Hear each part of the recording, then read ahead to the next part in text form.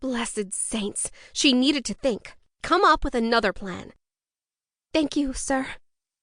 She gave him back his hanky. Notice you was reading about Dusty Man. I got a few friends who think he's innocent. Glad to hear he didn't hang. Hang? Coldness rippled down her back. You know him? He is my brother, she blurted out. Oh, no wonder you're so upset. Anything I can do to help? I'm afraid not, sir. Leaving the family estate had been a mistake. Then she imagined marrying William and decided she had made the right choice. From the window, she watched the train climb the Cajon summit. In another 10 minutes, she would arrive in Hesperia and speak to the sheriff and Dusty's lawyer. They passed Summit Station's loading dock. She recalled the first summer she had visited her grandfather as a young child, riding in front of him as he supervised his cowboys, coercing cattle in stalls, and up a plank into a steerage car.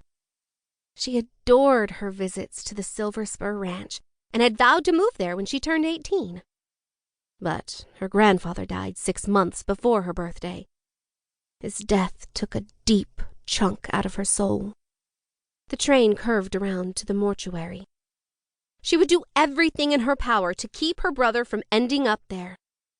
A tear dripped down her cheek, and she wiped it away with her fingertip. She loved Dusty. He couldn't die. She turned her necklace of stone to the front and held it in her palm. It felt warm.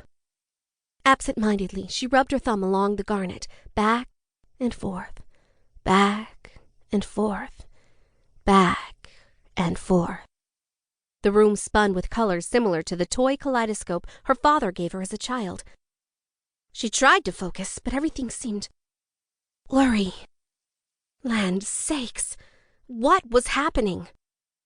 Pain pounded in her temples, making her dizzy, and she closed her eyes. Brakes squealed as the train jerked to a stop. She felt for the sides of the seat and managed to keep the momentum from throwing her forward. Then she looked around. Something was amiss. Was there an accident? Had the train derailed?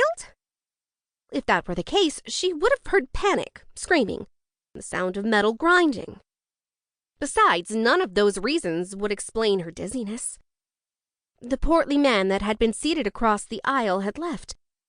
In his stead stood a young man wearing a dark green collarless shirt with the words Cal Poly Bronco written in black across the front. His short knickers appeared to have dozens of pockets. What in tarnation? She covered her mouth, wishing she had not spoken the words aloud, and blinked at least 100 times. The man in the odd outfit stared at her. Oh, you're not going to puke, are you? Puke? She didn't know what he meant. It was rude to ignore him, but she did anyway. Sucking in several deep breaths, she felt a lot better. She marveled at the high back seats in royal blue velvet. On the walls, wood panels had been painted light yellow. It seemed peculiar to have every window shut tight. The compartment should be stuffy. Instead, chilled air filled the room. A voice from above called. Passengers departing from the Whiskeyville station may now exit. Why didn't we stop in Hesperia? She asked, but found the oddly dressed man already halfway up the aisle. Right in front of her, a teenage fellow held a square box to his ear and talked. Hey, I'm here. Are you speaking to me? She asked. He kept talking without acknowledging her. I'm starving. How about Burger King? A king named Burger in the desert? If royalty visited this very location, the town must have become rather sophisticated in the few years since her previous visit. Last call for Whiskeyville.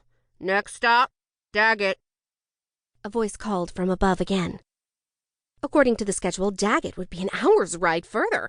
Well, she'd better disembark here and hire a buggy to take her the short distance to stay at the Hesperia Hotel, or walk if necessary.